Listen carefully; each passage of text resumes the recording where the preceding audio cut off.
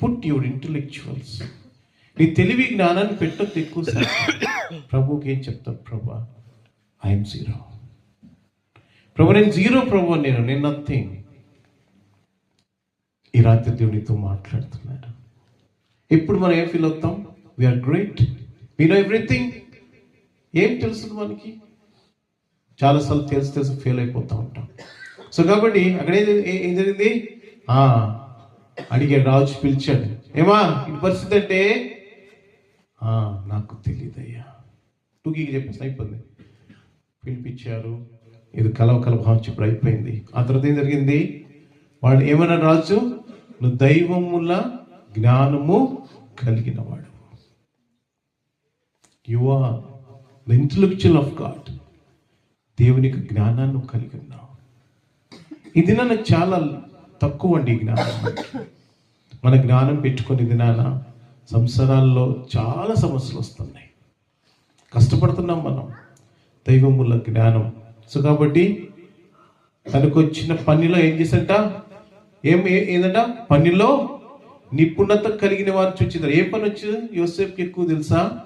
13 సంవత్సరాల్లో పంట పండించేవాడు. అదే తనకు వచ్చిన ఏకైక పని. ఏం పని చేసేవాడండి? పంటను పండించేవాడు. రాజు అన్నాడు, అయ్యా ఆ పంట సంగతి నువ్వు చూసుకోయ్యా అనుకుంటాడు యేసయ్య.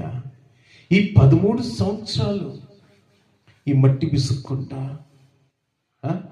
ఈ పొలమంతా దున్నుకుంటా, చెమట వచ్చి ఎంత కష్టపడితే ఏందో అనుకున్నా నేను. After 13 years